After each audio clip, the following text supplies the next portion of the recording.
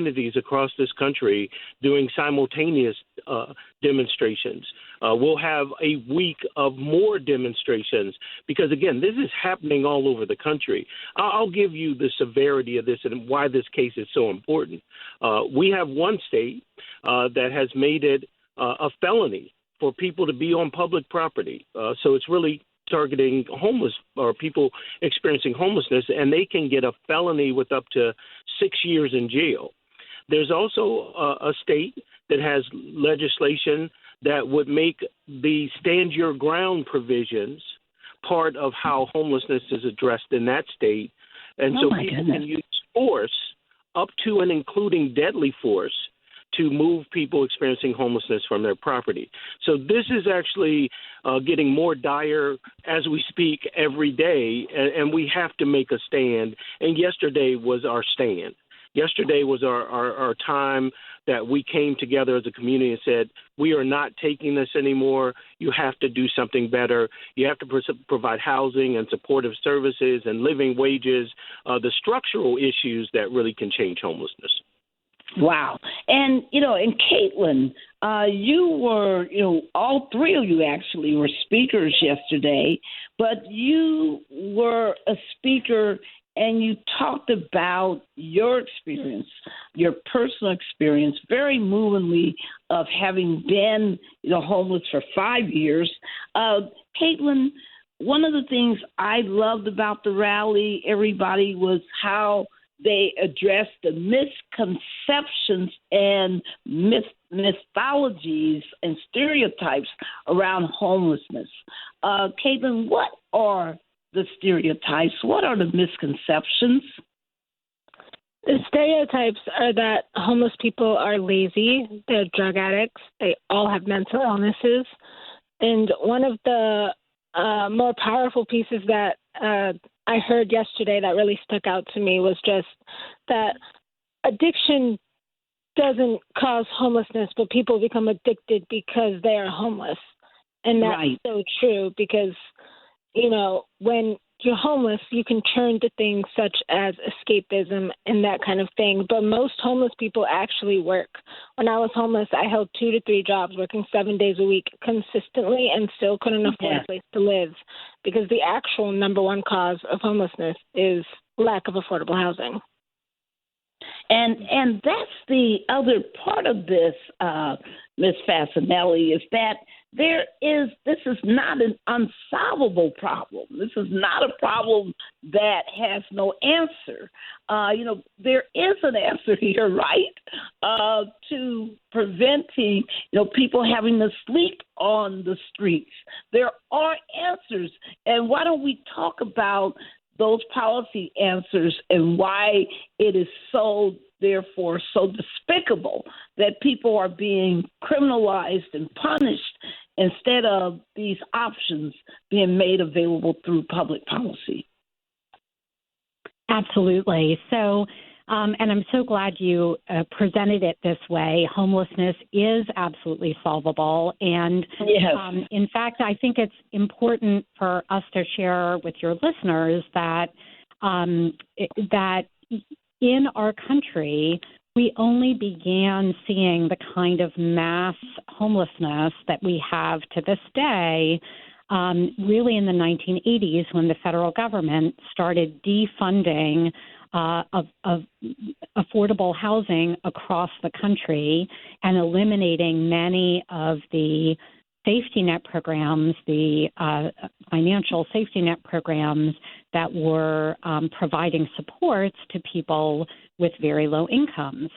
And so the consequence of that, the consequence of losing that supply of affordable housing and losing those financial supports is the kind of very large mass homelessness that we have to this day. And the reality is that homelessness is actually increasing in our country. So the federal government earlier this year released data from its count of unhoused people in 2023, and nationwide homelessness increased over 12% in a year. So this is a problem that is actually only getting worse, and as a result, the federal government must respond. And the way that it must respond is by dramatically increasing funding for affordable housing and for income supports. But there are also things that state and local legislators can do. State legislatures can expand funding for affordable housing as well as income supports. But what's really critical, and getting back to the issues in this case, is that punishing people who are unhoused, and to use the facts in Grants Pass, those residents literally have nowhere to go but to sleep outside, and punishing them only makes homelessness worse. Wow. And so, go ahead, Daryl. And thank you, Barbara. And with the Grants Pass case, I'm wondering, Ms. Fasanelli, if the question is oftentimes asked with those that are experiencing housing insecurity or are unhoused, if they're sleeping in the parks. Does Grants Pass really just focus on the parks, or is it also talking about any public space, like under the bridges and things like that? Does it cover all of those things in that case, or are they just trying to cover parks and open areas like that? No, it's broader for sure, and in fact, they're also issuing fines and citations to people who are sleeping in vehicles if they happen to actually own a vehicle. What's distinct, and again, this came out in the arguments yesterday as well, is that although the law that Grants Pass enacted on its face applies to anyone who is sleeping in their vehicle or sleeping outside, even if they have a home of their own, the way that local police are actually enforcing the law is they are only punishing people who lack housing. And so they are, they are selectively issuing those punishments to people who are homeless, who are actually the folks least able to be able to pay those fines and to be able to find a place to live. It is a particularly cruel approach. The word draconian has been applied in this particular situation. It is extreme. There's no question. Wow.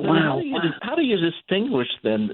What comes to my mind, and I don't know, especially if it's you or Donald Whitehead or Caitlyn.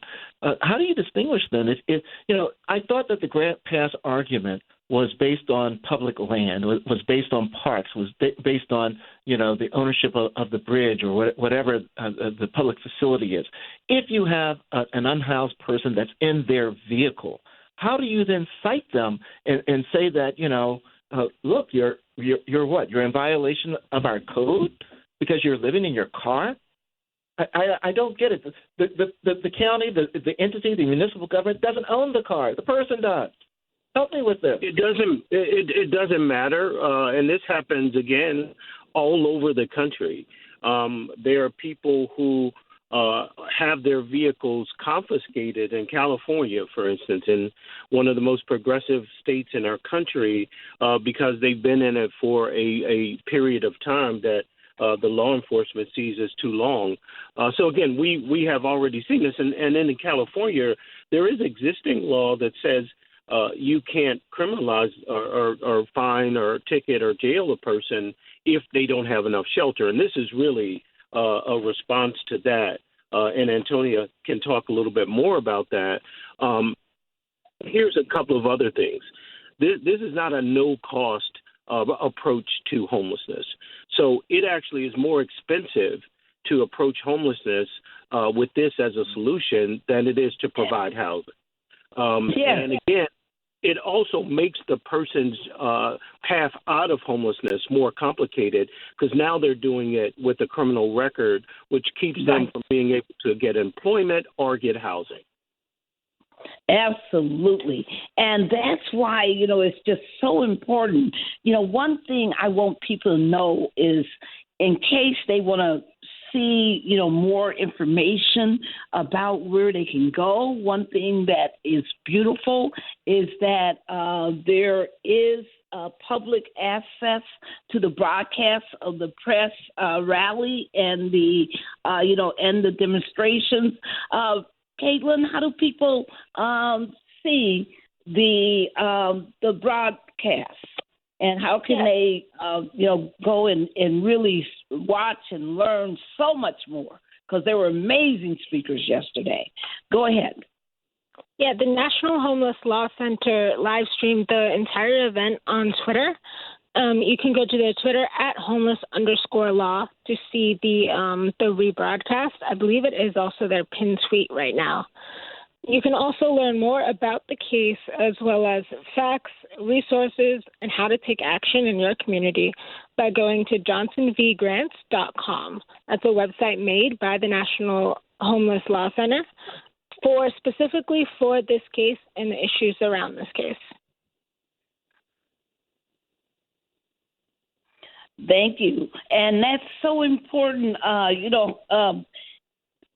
thought, Reverend Barber yesterday when he spoke, Bishop Barber from Repairers of the Breach National, the Poor People's Campaign, he spoke about the need for us to not only change our public policy, but he talked about the need for those who are poor, those who are impoverished, those who are homeless to exercise their vote.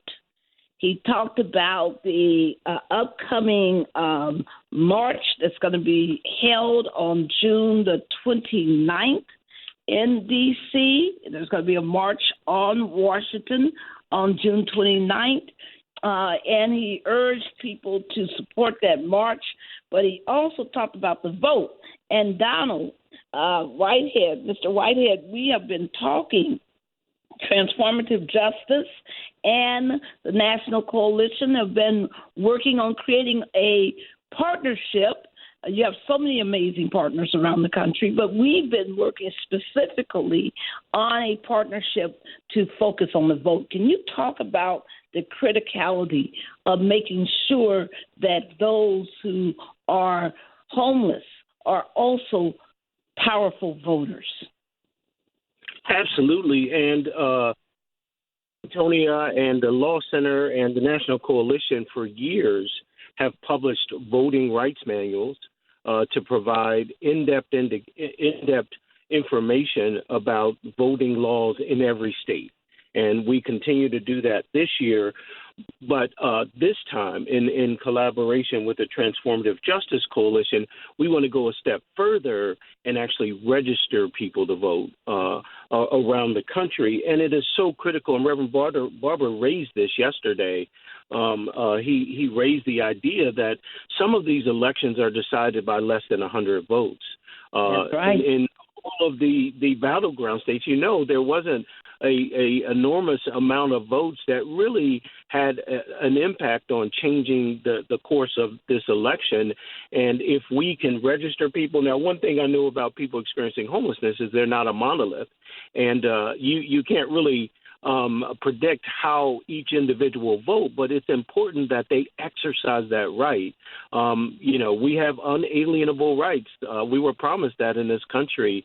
One of them is life, liberty, and the pursuit of happiness, but it's also we gained the right to vote in this country. People died for that right. You guys talked about it in the opening about the Francis Scott Key Bridge. Yeah. So many people have sacrificed for us to have the rights that are afforded in this country. And it really goes back to the issue around Grant Pass. And I think you've raised this issue over the course of this conversation. People experiencing homelessness are people too. They're teachers, they're doctors, they're lawyers, they're seniors, they're children, and they should be given and afforded every right that every citizen in this country is afforded. And we can't treat them in a disparate way or treat them in a way that causes them harm just because of their economic condition. We're better than that. We're a country that is the richest country in the world. And why in the world would we use criminalization? It's been proven ineffective over and over again.